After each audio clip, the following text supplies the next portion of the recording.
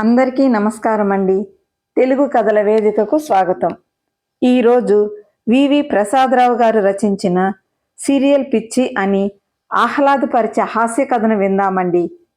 Office నుండి వస్తూనే సావిత్రి సావిత్రి అంటూ పిలిచి ఓ కాఫీ ఆర్డర్ వేశాడు భార్యకి సీతాపతి. అలాగేనండి అంటూ వంటింట్లో నుండి సమాధానం. ఆ వెంటనే ఏమండి, మనము ఓ 29 ఇంచీల పెద్ద ఎల్సిడి టీవీ కొందామండి. దీపావళి పండక్కి మంచి మంచి ఆఫర్లు ఉన్నాయట. ఫ్రీ గిఫ్ట్లు చాలా బాగున్నాయట. ప్లీజ్ కొంటారు కదూ? సీరియల్ పిచ్చి విపరీతంగా ఉన్న సావిత్రి భర్త చేతికి కాఫీ కప్పు ఇచ్చి మరీ రిక్వెస్టింగ్గా ముఖం పెట్టి అడిగింది. పండగకి బోనస్ ఇస్తారు, తప్పకుండా కొందాంలే, అసలే హోమ్ డిపార్ట్మెంట్ కోరిక కదా అంటూ హామీ ఇచ్చేశాడు సీతాపతి. జీతంతో పాటుగా బోనస్ తీసుకున్న సీతాపతి నేరుగా టీవీ షాప్కి వెళ్ళాడు. రండి సార్ రండి, అన్ని కంపెనీల టీవీలు ఉన్నాయి. మా దగ్గర 29 ఇంచెస్కి DVD mixie free offer sir అంటూ సాదర ఆహ్వానం లభించింది సీతాపతికి. వెంటనే 29 ఇంచెస్ టీవీ కొని ఫ్రీ గిఫ్టులతో ఇంటికి చేరాడు సీతాపతి. భర్త పెద్ద టీవీ తేవడం చూసిన సావిత్రి ఎగిరి గంతేసింది. అంతే, ఆ ఎగరడంతో చేయి తగిలి ఫ్లవర్ వాజ్ 10 ముక్కలయ్యింది. అదేమీ పట్టించుకోకుండా సావిత్రి వంటింట్లోకి పరుగు తీసింది. బతిమాలినా బూస్ట్ కలపని సావిత్రి క్షణంలో పెద్ద గ్లాసు నిండా బూస్టుతో సీతాపతి ముందు ప్రత్యక్షమైంది. ప్రేమగా భర్తకిచ్చింది. ప్రపంచాన్నే జయించినంత హ్యాపీగా ఫీల్ అయ్యాడు సీతాపతి. కేబుల్ కనెక్షన్ పెట్టించి టీవీ ఆన్ చేయగానే మోడు బతుకులు సీరియల్ వస్తోంది. సావిత్రి టీవీ ముందు నుంచి లేడి పిల్లలా పరుగు తీసింది వీధిలోకి. చుట్టుప్రక్క వాళ్ళందరికీ ఆహ్వానం పలికింది. పెద్ద టీవీ చూద్దురు గాని రండి అంటూ. అందరూ రావడం, టీవీ చాలా బాగుందని మెచ్చుకోవడం చూసి సావిత్రి పొంగిపోయింది. తెల్లవారగానే ఆఫీసుకు బయలుదేరాడు సీతాపతి. భర్త అలా వెళ్ళిన మరుక్షణం అందరి ఇళ్లల్లో టీవీలు ఉన్నా మీది పెద్ద టీవీ కదా అని వీధిలో వాళ్ళంతా ప్రత్యక్షమయ్యారు సీతాపతి ఇంటిలో. అమ్మాయి సావిత్రి, త్వరగా ఆన్ చెయ్యమ్మా, సీరియల్ ఇప్పటికే 10 నిమిషాలు అయిపోయింది అంటూ కామాక్షి పిన్ని ఆర్డర్.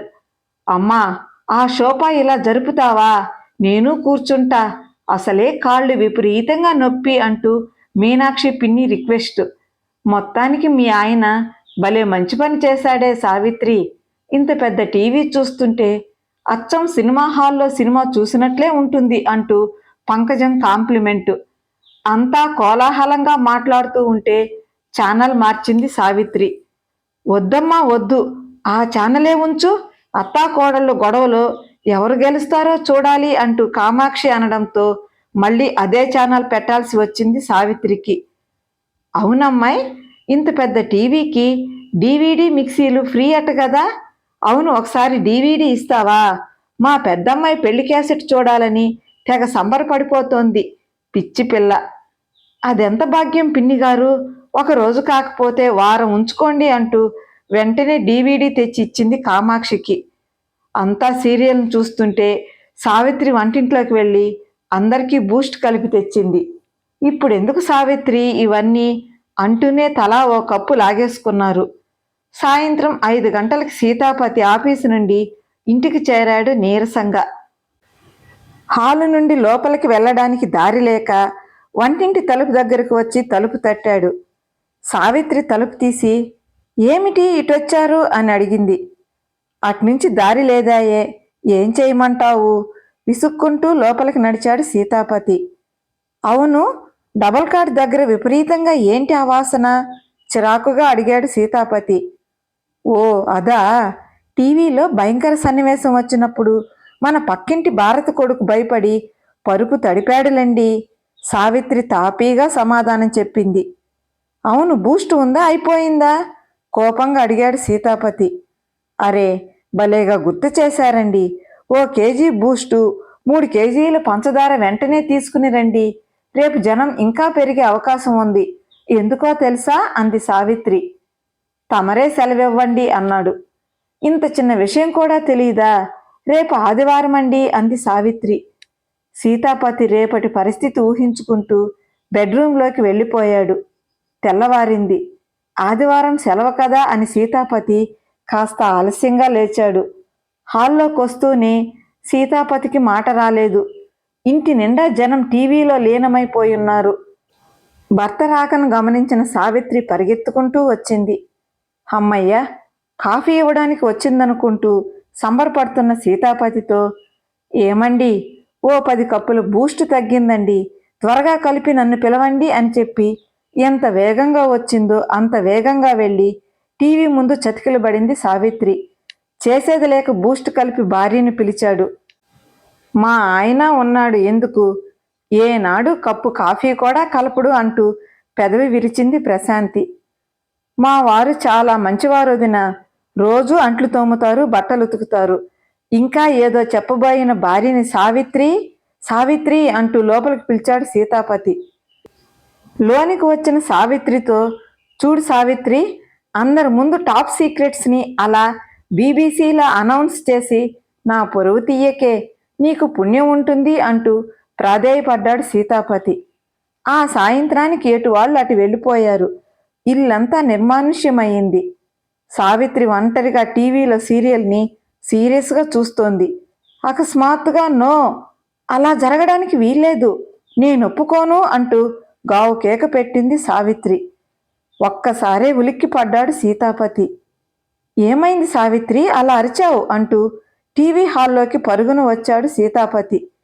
చూడండి, పార్వతీశం పండంటి కాపురం సీరియల్లో హీరోకి విషం పెట్టి చంపడానికి ప్రయత్నిస్తున్నారు.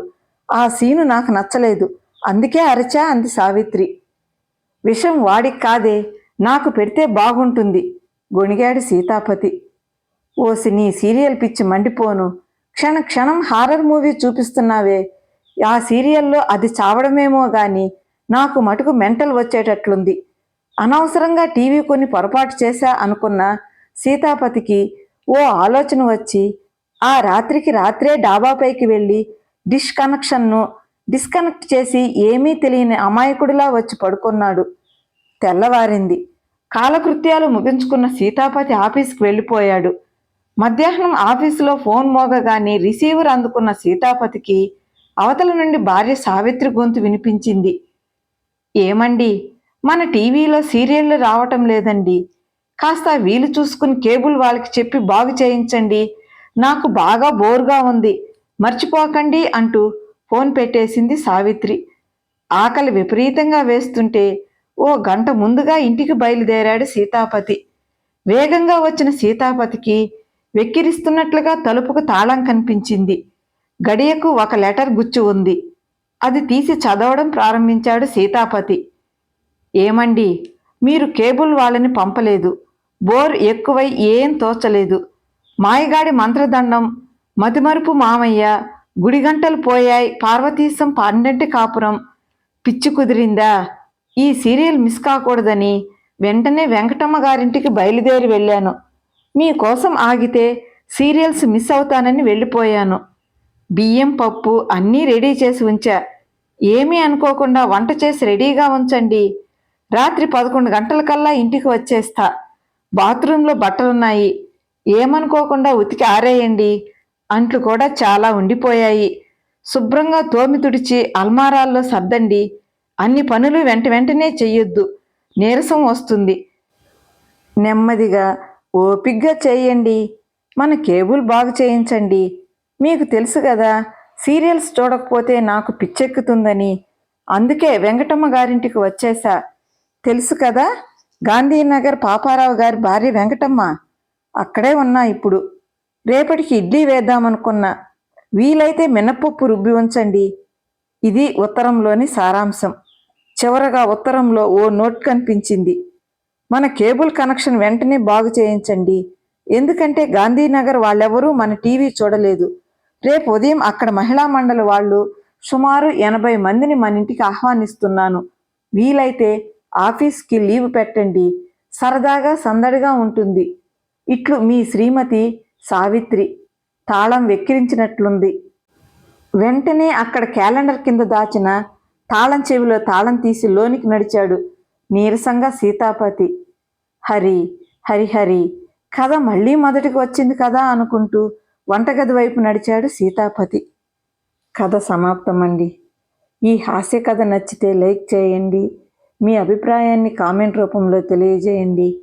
మరిన్ని చక్కటి కథల కోసం మన ఛానల్ని సబ్స్క్రైబ్ చేసుకోండి. కథ విన్నందుకు ధన్యవాదాలండి. మరలా మరో చక్కటి కథతో కలుసుకుందామండి. అంతవరకు సెలవు మరి.